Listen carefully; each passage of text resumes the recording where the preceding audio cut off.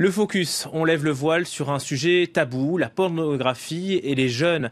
Aujourd'hui, pratiquement tous les sites classés X sont accessibles sans contrôle. Quel impact pour la sexualité, sur le rapport à l'autre? Certaines écoles ont décidé de libérer la parole. C'est un reportage signé Isabelle Saboureau et Olivier Gardette.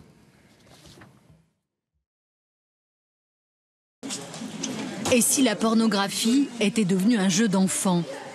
En quelques secondes, sur leur smartphone, ces adolescents peuvent tous, s'ils le souhaitent, visionner des films X. C'est facile, gratuit et presque banal pour certains.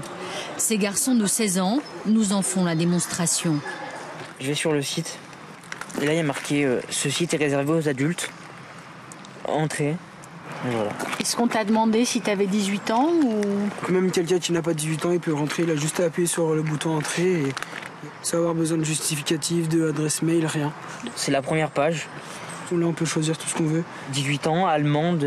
Babysitter. Bisexuelle, blonde. Vous regardez ça à quel moment? Le soir, quand on est tout seul. Et comme si ça ne suffisait pas, ils fabriquent eux-mêmes leur propre pornographie avec des selfies de leur sexe qu'ils s'échangent avec les filles sur les réseaux sociaux. Donc là, c'est toutes les photos. Tu en as combien? D'une seule fille, là, j'en ai à peu près 10 qu'elle m'a envoyé. Mais en vérité, elle m'en a envoyé beaucoup plus. Donc, Et c'était ta petite copine ou? Non, c'était juste une connaissance qui était dans le même collège que moi. Dès qu'on reçoit une photo, on se la montre et on se dit ouais, regarde, elle m'a envoyé ça, elle m'a envoyé telle chose.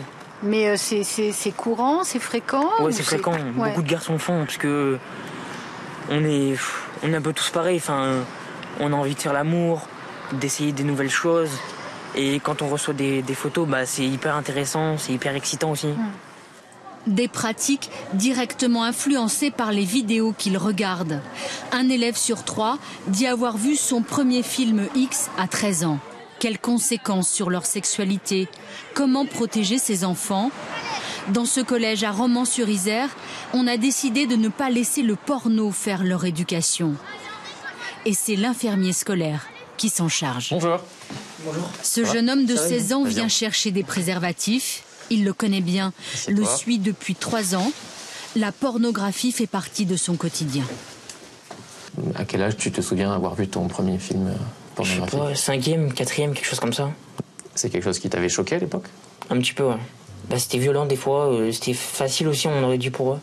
Et qu'est-ce qui fait que du coup t'as continué à regarder si c'était choquant? Bah parce qu'après j'ai bien aimé, parce que c'est les envies... Du coup, est-ce que ces images, quand même, elles te marquent, elles t'influencent, les images que tu as pu voir depuis que tu es jeune? Un petit peu, ouais.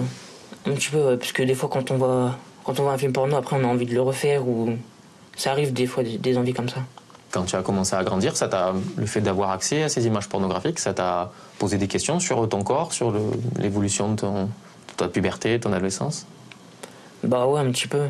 Parce que je me demandais pourquoi les femmes dans les films pornographiques, elles sont pas comme ça en vrai. Enfin, aussi avenantes et aussi décomplexées. Donc, je te remets 2 préservatifs. Tu reviens me rechercher si besoin. Et puis, si je suis pas là, tu sais qu'il y a l'infirmière qui est disponible aussi. Y a pas de souci. Quand ils ont accès au porno dans leur poche, dans leur smartphone, que ce soit à l'école, à la maison, dans la rue, il y a une construction de la propre sexualité qui est basée que sur ces images-là. Par exemple, les garçons s'imaginent que les femmes doivent crier lors du rapport sexuel et parfois même avoir des sensations de douleur. Et c'est vrai que pour eux, c'est quelque chose qui vient directement de la pornographie. Il y a aussi les garçons qui s'imaginent que la taille de leur sexe est trop petite par rapport à la norme qu'on peut voir dans les films pornographiques, puisqu'ils n'ont que ça comme cadre de référence. Quant aux jeunes filles, même celles qui refusent de s'y soumettre, affirment que le porno impacte quand même leur vie amoureuse. Je pense qu'il y a une pression sur les rapports sexuels qu'on va avoir par la suite. Je pense qu'il y a aussi une pression énorme sur le corps, sur comment doit être notre corps.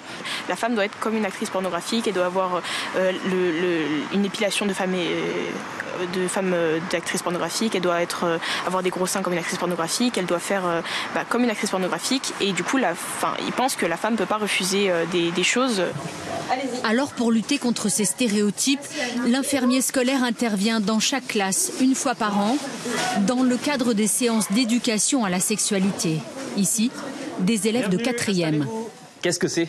C'est un DVD avec DVD pornographique. Pornographique, est-ce que tout le monde connaît ce mot? Oui. Avec ses élèves, il va décoder ce que véhicule la pornographie et les images dégradantes pour la femme. Faire des bombes à eau. Est-ce que la pornographie, c'est des vrais rapports sexuels? Ils le font devant les caméras parce qu'ils ont aucune gêne et que... Pour toucher de l'argent aussi. Et, je sais pas, pour toucher de l'argent. Oui, c'est leur métier. C'est des acteurs ou des actrices, ils sont payés, ils font pas ça pour le plaisir, c'est un travail. Ça s'appelle comment? Avec des caméras, des preneurs de son? Ça s'appelle du cinéma. Est-ce que le cinéma, c'est la vraie vie? Non. Mais tous les éducateurs ne sont pas à l'aise pour en parler. Alors, rares sont les établissements qui font de la prévention sur ces questions encore taboues.